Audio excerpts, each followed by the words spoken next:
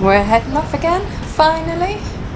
Been in Phnom Penh over 2 weeks now, trying to get visas for Thailand. Finally got them yesterday. Feels very good to be heading off again. Today we're heading north to a place called Srey, Santhor. Just over 30 miles, I think. First of all, we need to get a ferry.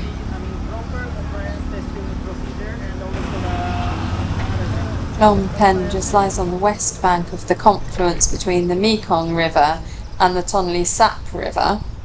And we're just getting a boat across both so that we're going to land on the east side of the Mekong River and then just head up north along that river. Actually for the next 2 days, I think.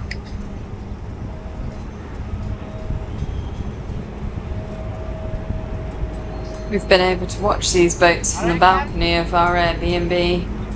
Go pretty regularly, pretty constantly, really.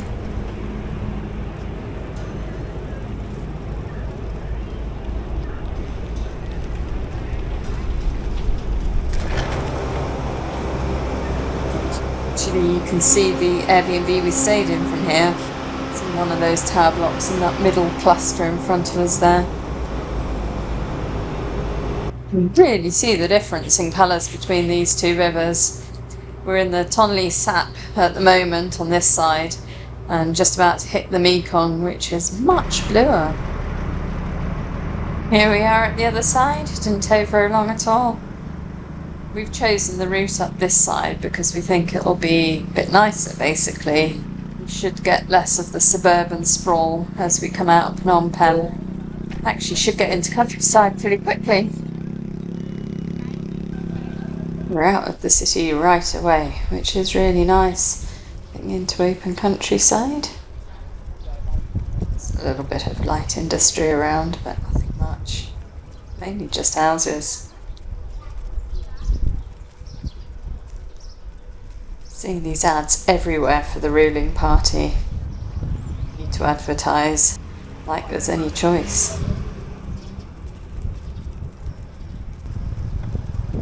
The most enormous cow I've ever seen. It's more like a cross between a cow and a camel.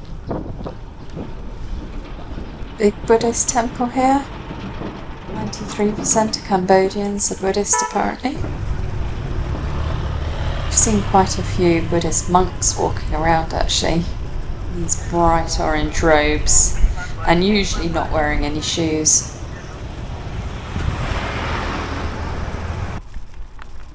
Well, these are dragon boats.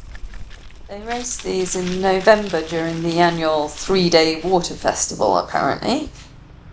Pretty big festival by all accounts. They have several hundred boats racing, apparently. The longest has 179 rowers. They're nicely decorated too.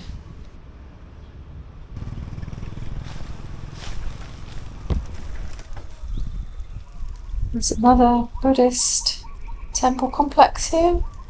The road just seems to kind of wind through the middle of it. Buddhism is actually the state religion here.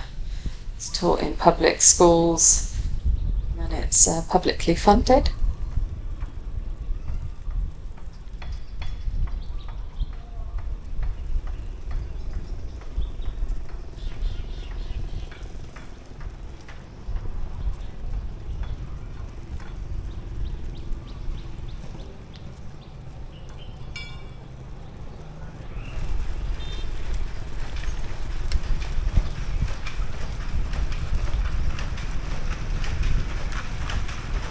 You can hear the sound of a loom from inside that building. Unfortunately, it's a little bit too dark to see very much.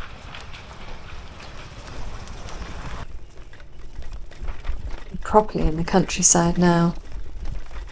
These rice paddies are just such a vibrant green.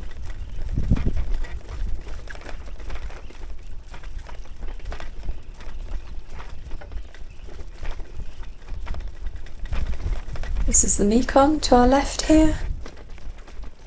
Path broadly is winding towards and away from the river a little bit at times, but broadly following it northwards.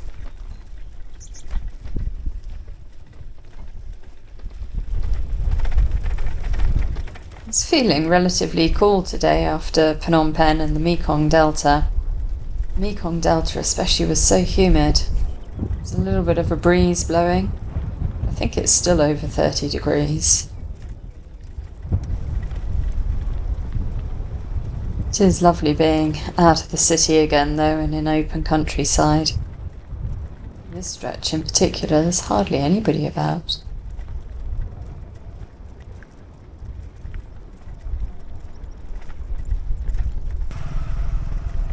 Just stop for a cold drink here.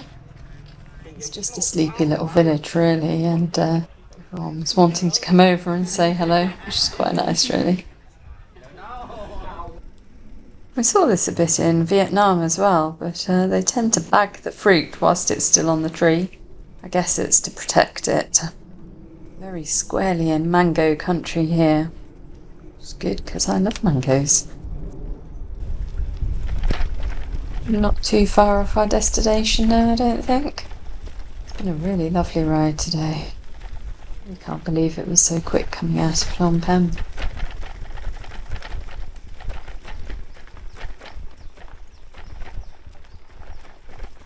Look, they're drying rice here, taking up the whole path to do it as well. I really don't know if they just expect people to drive over it or try and avoid it.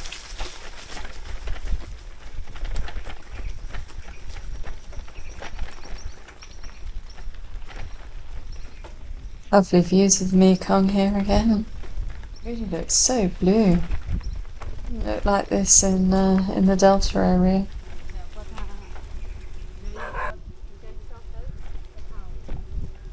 You can see the houses around here are typically built on stilts. It's because the Mekong floods every year in the rainy season. One reason why the land around here is so fertile.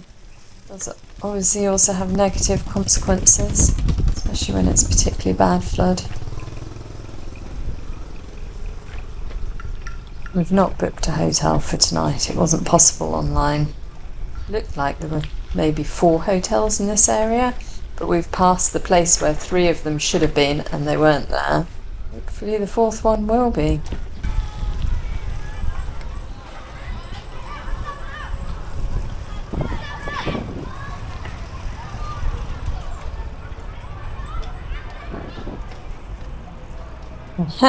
Marina's guest house does exist. Fantastic. Well, it's pretty basic, but it does have aircon, which is a plus. Show you in the bathroom. It's also pretty basic. It'll do for tonight.